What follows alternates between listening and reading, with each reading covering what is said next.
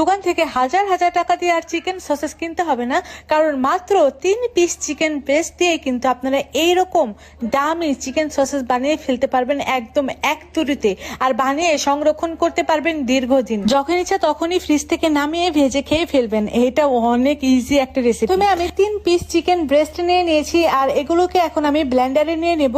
তো এই chicken breast গুলোকে আমি ছোট ছোট টুকরা করে কেটে নিয়েছি। তারপর এখানে চিলি ফ্লেক্স দিয়ে দিয়েছি, কালো গোলমরিচের গুঁড়া দিয়ে দিলাম, একটা ডিম দিয়ে দিচ্ছি, আদা রসুন বাটা, 1 টেবিল চামচের মতো কর্নফ্লাওয়ার আর 1 টেবিল চামচের মতো ময়দা দিচ্ছি। যদি কর্নফ্লাওয়ার না থাকে তাহলে 2 টেবিল চামচের মতো ময়দা দিয়ে দিবেন। দিয়ে দিচ্ছি 1 টেবিল চামচের মতো বাটার, আর সাথে ম্যাজিক মশলা দিয়ে দিলাম। এখানে আমি এটা দিই, আপনারা চাইলে এটাকে স্কিপও করতে পারেন।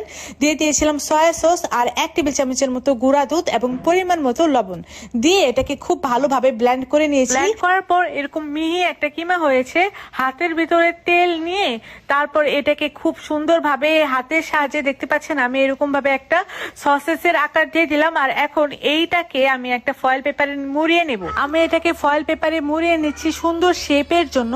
তবে আপনারা যদি চান যে ফয়েল পেপারে মুড়াবেন না, তাহলে এটাকে কিন্তু এমনিতেও সিদ্ধ করে রাখতে পারবেন, তবে সেটা ইনস্ট্যান্ট খেয়ে ফেললে বেশি ভালো হবে। প্রায় সবগুলোকে আমি এরকম ফয়েল পেপারে মুড়িয়ে দিচ্ছি। এখন এগুলোকে সেদ্ধ করার পালা।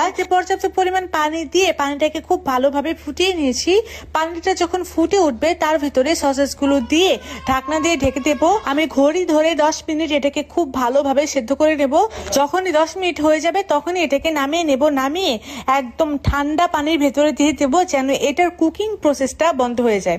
আচ্ছা, আপনারা যারা মনে করবেন যে 10 মিনিটে হবে না, তাদেরকে আমি বলে রাখছি, এখানে চিকেন ব্রেস্ট দেওয়া আছে, আর চিকেন ব্রেস্ট খুবই তাড়াতাড়ি সিদ্ধ হয়ে যায়।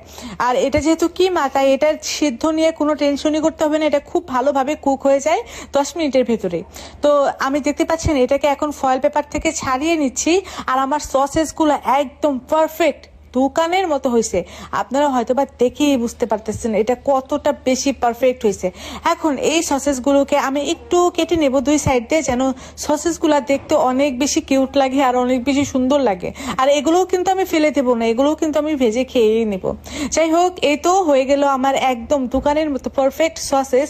আপনারা যদি আমার এই রেসিপিতে সসেস বানান, তাহলে আপনাদের কখনোই আর দোকান থেকে সসেস কিনতে হবে না। আপনারা পিৎজা, পাস্তা সবকিছুতেই আমার এই সসেসটা ইউজ করতে পারবেন। ডিপ ফ্রিজে সংরক্ষণ করে রাখতেও পারবেন প্রায় 6 মাসের মতো। আর আমার রেসিপি ভালো লাগলে অবশ্যই কিন্তু রেসিপিটা শেয়ার দিয়ে আপনাদের টাইম লাইনে রেখে দিবেন, যেন পরবর্তীতে দেখে দেখে বানাতে পারেন।